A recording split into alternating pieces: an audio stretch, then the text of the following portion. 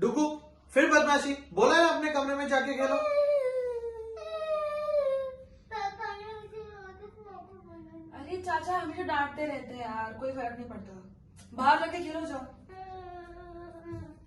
पापा मैं 11th में सब्जेक्ट्स लेने का सोच रही हूँ, कोई कुछ समझ नहीं आ रहा है। मैं सोच रही थी ह्यूमैनिटीज लेने का।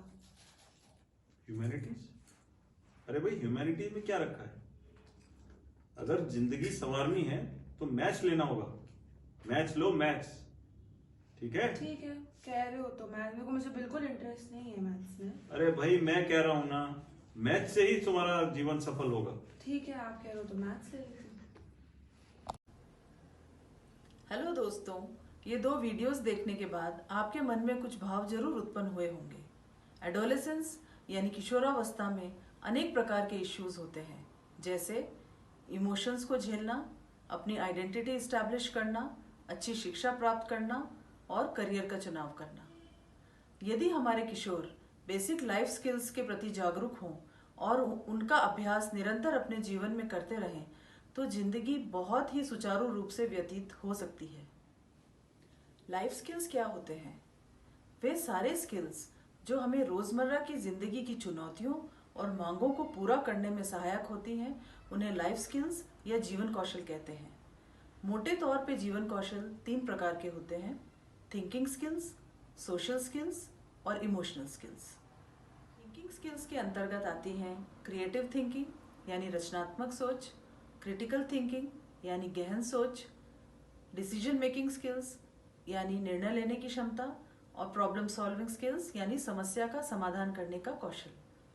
क्रिएटिव थिंकिंग और क्रिटिकल थिंकिंग हमें वो क्षमता प्रदान करती है जिससे हम कोई भी सिचुएशन में, कोई भी प्रॉब्लम में एक अलग तरीके से, एक अलग नज़रिए से उस स्थिति को देख सके, उसका विश्लेषण कर सके और सही निर्णय ले सके और अपनी समस्याओं का समाधान कर सके। अपनी समस्याओं का समाधान करने में एक और स्किल की बहुत इम्पोर्टेंस है और वो है रेजिलियंस यानी लचीलापन।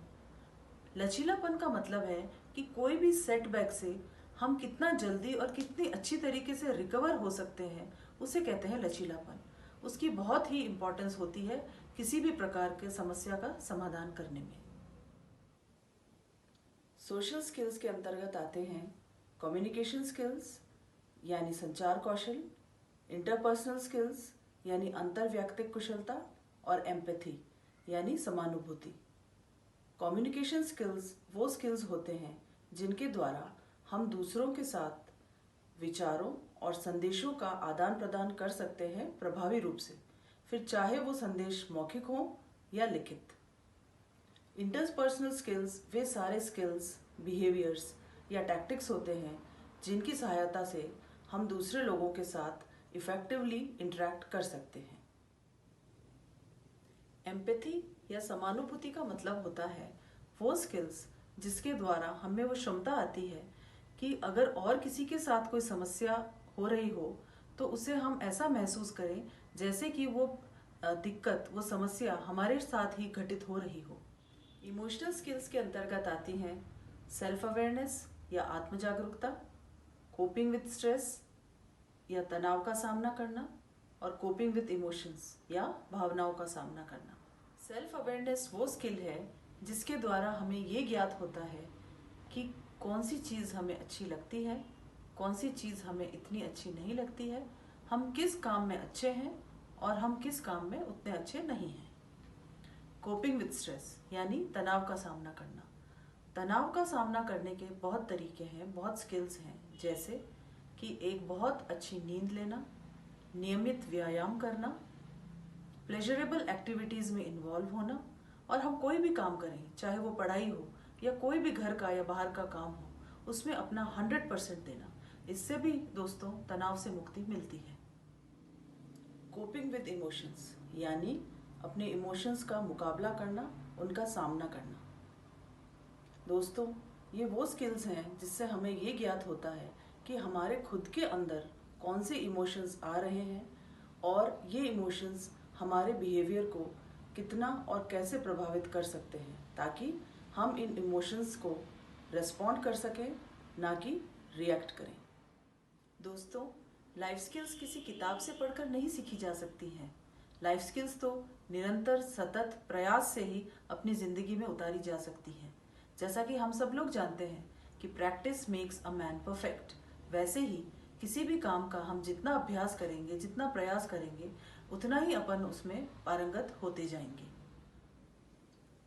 प्रकृति ने हमें तोहफे के रूप में इतना वैल्यूएबल ब्रेन दिया है कि हम जितना प्रयास करते हैं, जितनी हम किसी चीज़ की प्रैक्टिस करते हैं, उतनी ही हमारी ब्रेन की वायरिंग स्ट्रांग होती जाती है। ऐसा ही कुछ लाइफ स्किल्स के साथ में है। जितना हम लाइफ स्किल्स की प्रैक्टिस करेंगे, उतना ही वो अपने आप ही स्वतः ही हमारी ज़िंदगी में उतरती जाएंगी और हमारे मस्तिष्क में अपनी जगह बना लेंगी। चलिए देखते हैं कि लाइफ स्किल्स को आत्मसात करने के बाद हमारी जो किशोरी हैं, जिनका हमने वीडियो देखा था शुरुआत में, उनके स्वभाव में, उनकी सोच में क्या बदलाव आया है। तो चलिए देखते हैं। पापा ने मुझे डांटा वापस। कोई बात नहीं, I am there for you. चलो साथ में चल के खेलते हैं। यार पापा ने तो बहुत इंसिस्ट किया कि मैं मैथ्स लूं, लेकिन मुझे पता है मेरी स्ट्रेंथ ह्यूमैनिटीज है, तो मैं तो 11 में ह्यूमैनिटीज ही ऑप्ट करूंगी। तो देखा आपने, किशोरी में जो बदलाव आया है वो सकारात्मक है। मैं आशा करती हूँ कि ये वीडियो आपके लिए लाभदायी रहा होगा और बहुत सी शुभकामनाओं के साथ मैं आपसे विदा लेती हूँ। धन्यवाद।